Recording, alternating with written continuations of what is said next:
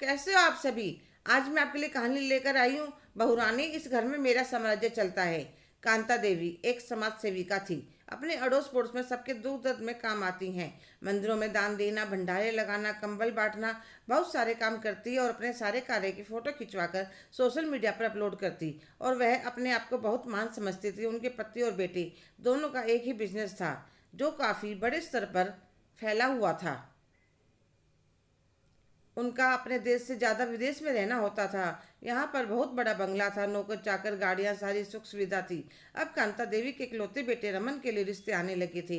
रमन एक सुंदर और हैंडसम लड़का था। काफ़ी रिश्तों में से कांता देवी को लावण्य पसंद आई। उन्होंने अपने पति ईश्वरचंद्र और बेटे रमन से सलाह कर रिश्ते के लिए हाँ कर दी। बड़े ही धूमधाम से रिंग सेरेमनी हुई। लावण्य के पिताजी शहर के जाने माने रईस जगदीश प्रसाद थे। उनके परिवार में बड़ी पुत्री लावण्य, एक पुत्र जो लावण्य से छोटा था, उनकी पत्नी सुंदरी और लावण्य की दादी। लावण्य अपनी दादी की बहुत लाडली थी। जगदीश प्रसाद सारे कार्यों में अपनी माँ से सलाह लेते थे। लावण्य ने अपने घर में जो देखा था, वही संस्कार उसमें कूट कूट कर भरे थे। जितनी शालीन और सुंदर पढ़ी लिखी थी, उतनी ही शालीन। इतने बड़े घर की बेटी थी, फिर भी उसकी माँ ने रसोई के कामों में अपनी पुत्री को निपुण बनाया था। उसकी मम्मी और दादी का कहना था, जब भी एक औरत प्यार से खाना बनाकर अपने परिवार को खिलाती है तो घर में प्यार बरसता है और बरकत होती है।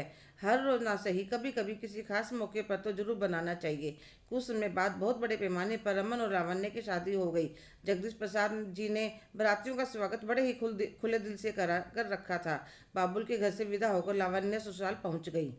कांता देवी ने बड़ी ही धूमधाम से अपनी बहू का गृह प्रवेश करवाया, सारी रस्में करवाई, फिर उन दोनों को हनीमून पर भेज दिया। पूरे एक महीने में आए दोनों अगले दिन का ता देवी बोली, लावण्य बेटा, चूल्हा पूजन की रस्म करनी है। कुक सारा खाना बना देगा, तुम सिर्फ परोस देना। तो लावण्य ने कहा, मम्मी जी आप बुरा ना माने तो मीठा मैं खुद बना लूं। तो वह कहती है, जैसी तुम्हारी इच्छा। लावण्य सबके लिए खीर बनाते हैं, सब बहुत खुश होकर खाते हैं और तारीफ करते हैं। ईश्वर चंद जी के मुंह से निकल जाता है, बिल्कुल माँ की जैसी बनाई है। पर फिर वह एकदम से चुप हो जाते हैं। धीरे धीरे 15 दिन हो जाते हैं और अमन कहते हैं, लावण्य अब बहुत दिन हो गए, अब मुझे काम पर ध्यान लगाना होगा। मुझे कल ही दुबई जाना है। 15 दिन के लिए तुम चाहो तो इतने दिन अपने मायके जा सकती हो। नहीं, मैं यहीं रहूंगी। ठीक है। अगले दिन अमन चला जाता है। घर पर लावण्य और नौकर चाकर ही रहते हैं। कांता देवी तो ज़्यादातर घर के बाहर ही रहती थी।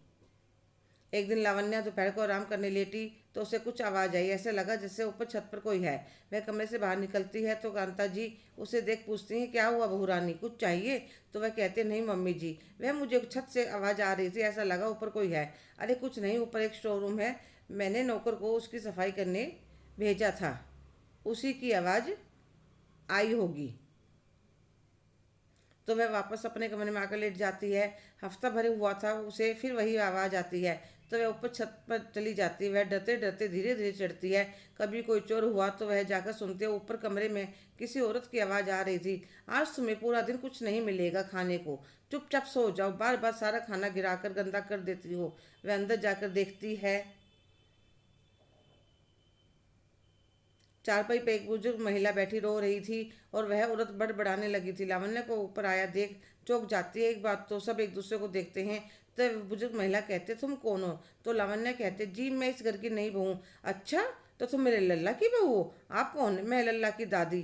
क्या आप रमन की दादी हो? हाँ मैं दादी हूँ उसकी। तो आप ऊपर क्यों रहती हो अकेले? पहले तो वे चुप हो जाती हैं, फिर कहती हैं कि वह बीमार रहती हूँ ना, ऊपर ताज़ी हवा लगती है, धूप भी सेक लेती हूँ, पर आप इतनी कमज़ोर हो, चलने फिरने में दिक्कत रहती है, सारे जोड़ों में दर्द रहता है। फिर वह मेड से कहते हैं, तुम दादी जी पर चिल्ला क्यों रही थी? वह मैंने खाना दिया था, सारे कपड़ों पर डालकर गंदा कर दिया। हाँ मुझे नहीं खानी है रोज़ खिचड़ी, तो तुम्हें इनका ध्यान रखने के लिए ही रखा गया है। अगर तुमसे नहीं बनता तो कोई बात नहीं, हम किसी और को रख लेते हैं।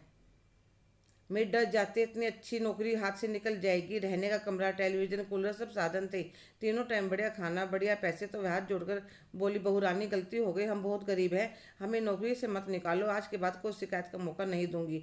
फिर लावण्य दादी जी को कहती है, आपका जो मन करे खाने का मुझे बता दिया करना, मैं बना लाया करूँगी। तुम्हें खाना बनाना आता है? हाँ दादी जी, मेरी मम्मी और दादी ने सब सिखाया है। अच्छा, तो तुम मुझे थोड़ा सा सूजी का हलवा बनाकर खिला सकती हो? अभी बहुत दिनों से मन कर रहा है, अभी लाई दादी जी। वह डरती डरती नीचे उतरती है, कहीं सासू माँ आ ना गई हो। इतने में सासू माँ का फ़ोन आ जाता है। लावण्या, मैं वृद्धाश्रम में मिठाई और कंबल बंटवाने जा रही हूँ। कुछ परिवारों ने काफ़ी जोर दिया, यह शुभ काम आपके हाथों से होना चाहिए। मुझे लेट हो जाएगा आने में। ठीक है मम्मी जी। फिर तो वह आराम से रसोई में जाकर हलवा बनाकर ले जाती है, उन्हें अपने हाथों से खिलाते। सच बहू, तुम्हारे हाथों में बड़ा स्वाद है। उनके गले में एक चैन थी, वह उसे निकाल कर लावण्या को देने लगती हैं और लावण्या माथे के लगा वापस उनके गले में पहना देती है। दादी जी, पहले आप बिल्कुल ठीक हो जाइए, फिर लूँगी। सासू माँ या किसी को कानो कान खबर नहीं होने देती कि वह छत पर गई थी। फिर चुपचाप जाकर अपने कमरे में लेट जाती है। रात को जब रमन का फ़ोन आता है तो वह उससे कहती है, आपने मुझे बताया क्यों नहीं कि ऊपर कमरे में दादी रहती है। अरे किसी से मिलती हो तो बताऊं, मुझे पता नहीं कितना टाइम हो गया उनसे मिले। ऊपर जाता हूं तो मेड सीढ़ियों से ही वापस भेज देती है। कभी दादी पूजा कर रही है, कभी सो रही है। उन्होंने तो घर परिवार का मोह त्याग दिया, वे तो हरिद्वार जाकर बसना चाहती थी। मम्मी ने मुश्किल से मनाया कि आपको ऊपर कोई परेशान नहीं करेगा।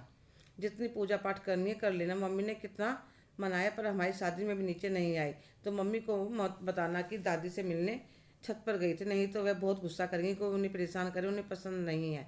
रमन का फ़ोन कट जाने पर लावण्य सोने के लिए लेट जाती है, पर उसे रमन की बताई बात और दादी जी के हालात बिल्कुल अलग लग रहे थे। पर उन्होंने अपनी सासू माँ से कुछ नहीं पूछा। पर जब भी मौका मिलता वह छत पर चली जाती।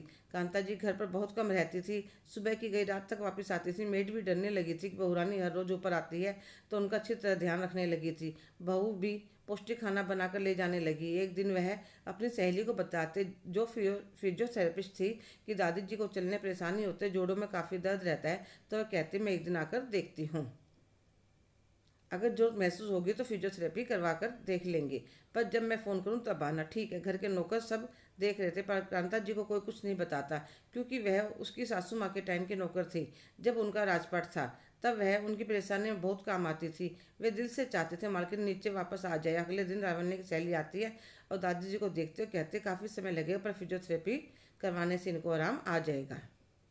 कल से मैं अपने स्टाफ में से किसी को भेज दूंगी, घर पर कर जाया करेगा। लावण्या कहती है, ठीक है। फिर वह इनका इलाज शुरू करवा देती है। 2 महीने निकल जाते हैं।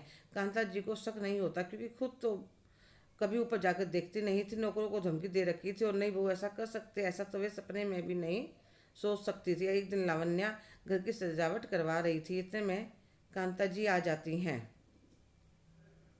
अरे लावण्या बहू, आज कुछ खास है क्या? हाँ मम्मी जी, सरप्राइज है।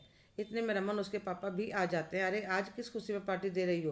पापा जी बस 10 मिनट और मैं दादी को नई साड़ी पहनाकर नीचे ले आती हूँ। दोनों खुश हो जाते हैं। रमन कहते हैं, दादी आप नीचे। जगदीश प्रसाद जी अपनी माँ को देख कर बहुत खुश हो जाते हैं, पर कांता जी को बहुत बड़ा झटका लगता है। बुढ़िया इतनी तंदुरुस्त कैसे हो गई?